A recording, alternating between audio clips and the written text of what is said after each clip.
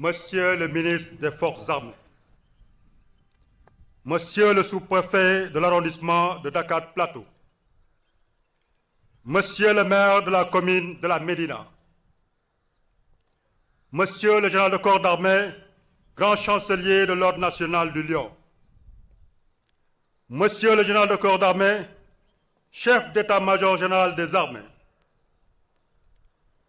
Monsieur le général de division, inspecteur général des forces armées, Monsieur le vice-amiral, chef de l'état-major particulier du président de la République, Madame, Messieurs les officiers généraux, Monsieur l'inspecteur général de police, directeur général de la police nationale, Messieurs les officiers généraux de la 2e section, Messieurs les hauts magistrats et cadres de l'administration, Mesdames et Messieurs les présidents de conseil d'administration, présidents, directeurs généraux et directeurs d'agence, notabilités coutumières et religieuses, officiers, sous-officiers, militaires du rang, personnel civil de la gendarmerie, gendarmes du cadre de réserve et à la retraite, chers époux et épouses des personnels militaires de la gendarmerie, partenaires et collaborateurs de la gendarmerie nationale, honorables invités, en vos rangs, grades, titres et qualités, chers parents et amis, Mesdames, Messieurs, Monsieur le Président de la République, Son Excellence Bassirou Diomaye Diakhar Faye, chef suprême des armées, m'a fait l'honneur de me nommer à la fonction de haut commandant de la gendarmerie nationale et directeur de la justice militaire. Après avoir rendu grâce à Dieu, maître des destins, j'exprime ma profonde gratitude et ma déférente reconnaissance au chef de l'État pour la confiance placée en ma personne. En ces moments solennels, je rends un vibrant hommage aux voyants gendarmes qui sont tombés sur le champ d'honneur en accomplissant leur devoir ou qui ont été emportés par la maladie. C'est le lieu de saluer la mémoire de feu le général de division de la 2e section, Mamadou Diop, ancien haut commandant de la gendarmerie nationale et directeur de la justice militaire, qui a été arraché à notre affection la semaine dernière. J'exprime à nos blessés et aux familles endeuillées toute ma compassion et leur renouvelle mon soutien entier de tous les instants. Je n'oublie pas nos camarades engagés en opération extérieure ou à travers le territoire national. Je salue avec déférence l'action de tous les hauts commandants de la gendarmerie nationale qui m'ont précédé à cette prestigieuse fonction. Je leur rends un hommage mérité pour leur contribution significative à la grandeur de la gendarmerie nationale. Leur héritage sera pour moi une source d'inspiration permanente dans l'exercice de mes fonctions. Mes pensées vont naturellement à ma famille, notamment à mes défunts parents, à qui je témoigne ma reconnaissance éternelle.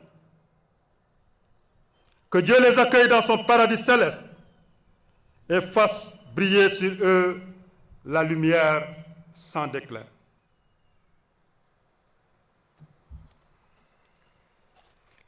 Je tiens particulièrement à rendre un hommage mérité à ma fidèle et courageuse épouse, Madame Faye,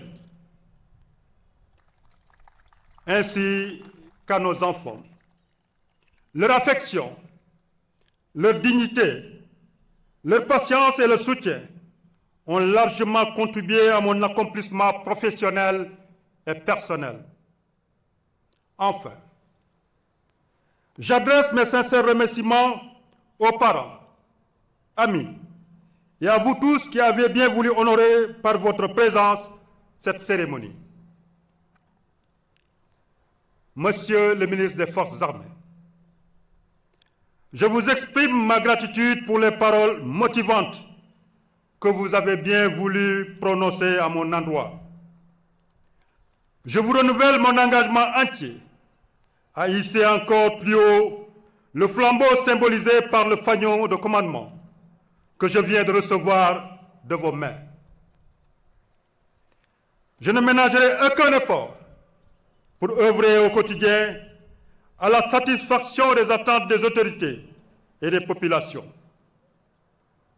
Je sais que je pourrai compter sur vous, votre patriotisme, votre large ouverture d'esprit et votre riche expérience sont de précieux atouts et une chance dont nous ne manquerons pas de tirer profit.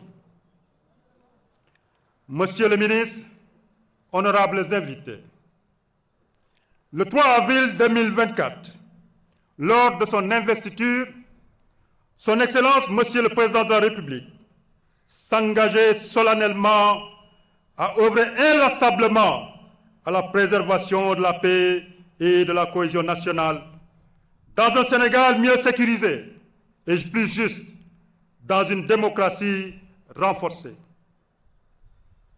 À cette fin, le chef de l'État m'a chargé de contribuer à la concrétisation de cette vision en plaçant l'humain au cœur de notre stratégie de gouvernance sécuritaire.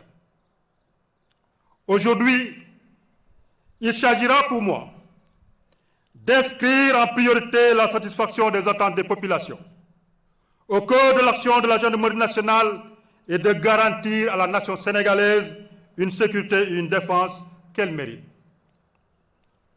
D'abord, en tant que force de souveraineté, notre institution consolidera son engagement à contribuer à la sécurité ainsi qu'à l'intégrité du territoire pour mieux garantir le fonctionnement normal de l'État et en toutes circonstances et contre toute forme de menace. Ensuite, en tant que force de sécurité, nous mettrons tout en œuvre pour protéger les populations, préserver l'exercice des droits humains et des libertés fondamentales et participer à la sauvegarde de l'unité et de la cohésion nationale.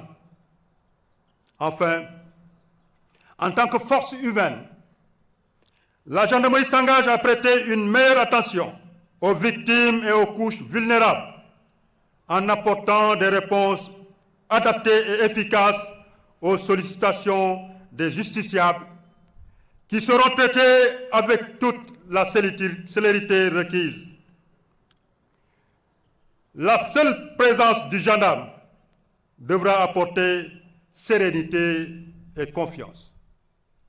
En conséquence, quel que soit le contexte opérationnel et les conditions d'intervention, le rôle de la gendarmerie en tant que force publique sera exercé avec discernement et professionnalisme, c'est-à-dire dans le strict respect des obligations déontologiques, permettant ainsi de préserver durablement une relation de confiance entre nos concitoyens et les forces de l'ordre. Monsieur le ministre, honorables invités, les défis sécuritaires qui se posent à notre pays sont nombreux et complexes, mais surmontables. De même, la volatilité de la situation sécuritaire dans la sous-région est une grande source de préoccupation qui interpelle la gendarmerie. En effet, la criminalité transnationale organisée, exploitant la porosité des frontières, menace la stabilité et le développement des régions Est et Sud-Est de notre pays. Elle se manifeste, entre autres, par les vols à main armée, les trafics de tout genre et les pillages des ressources humaines sous fond de dégradation de l'environnement. De plus, la facilité d'accès à l'Internet à toutes les couches sociales a ouvert de nouvelles zones de prédilection pour la criminalité. Parallèlement, les urgences de sécurité intérieure se posent avec acuité. L'insécurité routière en est l'un des fléaux les plus préoccupants qui met en péril la vie de nos concitoyens par des accidents meurtriers et fréquents dont les conséquences sont dramatiques. Aussi, les violences physiques qui se manifestent par des agressions ouvertes contre les personnes en plein jour alimentent-elles le sentiment d'insécurité. La délinquance économique et financière en tant que forme de criminalité souterraine et astucieuse constitue quant à elle une sérieuse menace pour l'économie nationale. En somme, ce sont ces défis de sécurité intérieure sous le substrat d'un contexte sous-régional instable et très contagieux qui guideront les choix stratégiques de la gendarmerie nationale dans le présent et pour les prochaines années. Monsieur le ministre des Forces armées, honorables invités,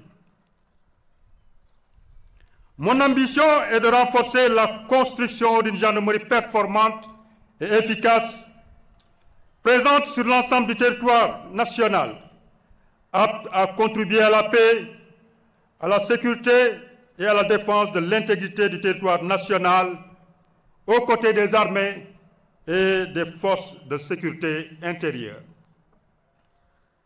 Sous mon commandement, la gendarmerie s'engage fermement à renforcer et à maintenir son modèle spécifique caractérisé par sa polyvalence, sa transversalité et son positionnement institutionnel qui lui ont valu tant de satisfaction par le passé. Pour ce faire, nous continuerons à renforcer notre maillage territorial afin de garantir une présence effective et permanente sur l'ensemble du territoire national avec une disponibilité opérationnelle assurée 24 heures sur 24 et 7 jours sur 7. Ainsi, mon plan d'action sera articulé autour du renforcement des 4 fonctions opérationnelles suivantes.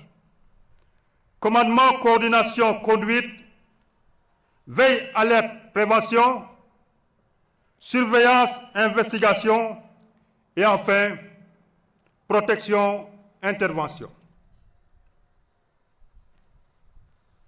La fonction commandement, coordination, conduite permet à l'état-major du haut commandement de planifier et d'assurer le suivi de la conduite des opérations exécutées quotidiennement par les unités de gendarmerie. Les fonctions veille, alerte, prévention et surveillance, investigation constituent les principaux domaines d'intervention de la surveillance du territoire dans le cadre de la sécurité publique et à ce titre, la recherche de la proximité avec la population sera privilégiée par les unités territoriales dont le dispositif sera réorganisé autour des communautés de brigades et des brigades de proximité. Cette stratégie de sécurité de proximité est complétée par la fonction protection-intervention, qui se traduit par la création de réservoirs de forces constituées d'escadrons mobiles, d'escadrons de surveillance et d'intervention, d'antennes du GIGN et de brigades cynophiles en appui à l'action des brigades territoriales et de recherche. La régionalisation des groupements de gendarmerie mobile sera achevée dans le but de renforcer la présence de la gendarmerie à travers le territoire national, notamment dans les régions de Kédougou, Matam et Kolda. Par ailleurs, conformément à la volonté du chef de l'État de moderniser l'administration, et de faciliter les démarches des citoyens auprès des services chargés de l'application de la loi, les nouvelles technologies seront largement mises à contribution. Un accent particulier sera mis sur l'accessibilité, la qualité et l'accueil, la prise en charge des dossiers de plainte dans les unités de gendarmerie. À ce titre, une plateforme d'information et d'orientation sera mise en place au niveau du centre d'appel de la gendarmerie nationale, accessible par le numéro vert 123. En outre, une évolution vers la dématérialisation sera engagée pour réduire les délais de traitement des procédures.